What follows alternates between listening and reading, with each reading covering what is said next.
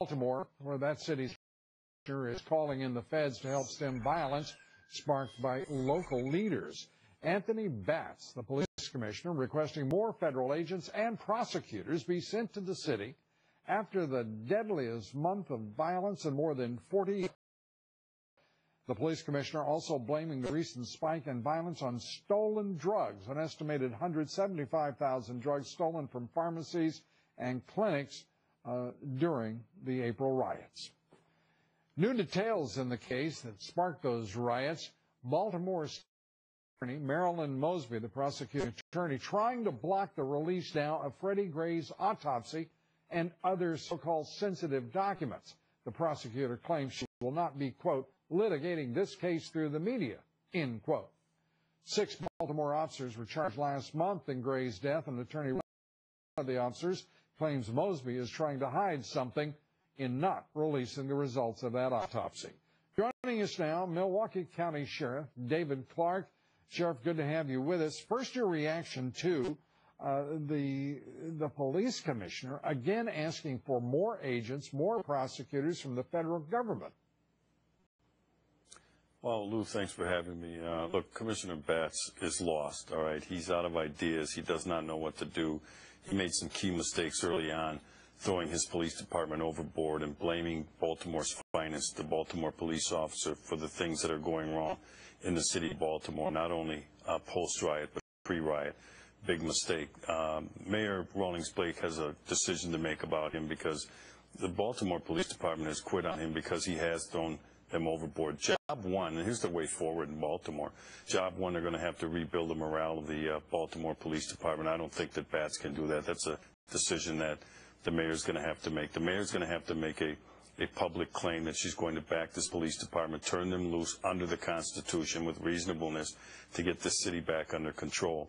The next thing that she's going to have to do, and this is a big one for her, is to call Attorney General Loretta Lynch and tell her she's changed her mind. She does not want OJ to Baltimore Police Department, that she, along with others, will solve the problems of Baltimore police, if there are any. And then finally, we need to end these in Baltimore and all across America and that has seen a rise in crime.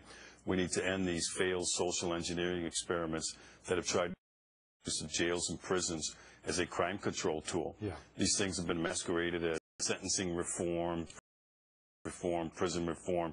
These are nothing more than soft on crime policies failed that have created a revolving door where the police go out and arrest these career criminals, get them charged, only to have the criminal justice system back out very quickly back into these cities to commit more crime. That's the model that has to be employed in Baltimore, but I don't think they have the leadership to get that done. Yeah. What do you make of the prosecutor, I think rather arrogantly, saying she's not going to litigate the case in a public arena? She's really denying the public's right to know in not releasing the details of the autopsy results, it seems to me. What is your view as a law enforcement officer? Well, I find that unusual. She's already this thing in public. She's the one that politicized this thing, and now that she's had her day, she wants to cut everybody else off. That autopsy report is key. Has, within reason, a right to be kept abreast of what's going on with this case. And I would agree with the defense attorney or whoever that was. There must be something to hide here. I don't like that move, gag order move she put in as well. She got her say early on when she's calling for no justice, no peace, and we hear you, and now is our time, and now she wants to shut everybody else up. This whole thing has been just a comedy of errors. It's been a mess from the beginning. I don't see this working out real well for her, though.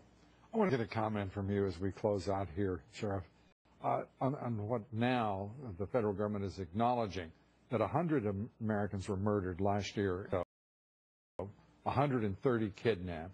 The violence is raging, but the Mexican government is suppressing media in Mexico from reporting on the level of violence, which appears to be the same as since 2006, roughly 15,000 people a year getting killed in Mexico.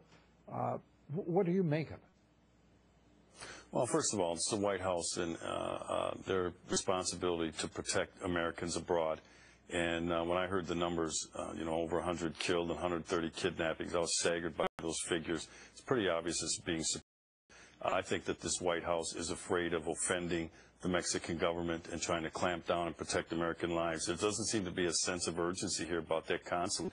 I believe, or I agree with Chaffetz and the others who are questioning whether or not we should keep this consulate open anymore. If you can't protect the personnel, then they shouldn't be there. The American people who are employed there shouldn't be there if you can't keep them safe. We saw that in Bengal. Again, there's been no sense of urgency about what's going on in Mexico, and I think it's deplorable. Sheriff David Clarke, always good to have you with us. Thank you.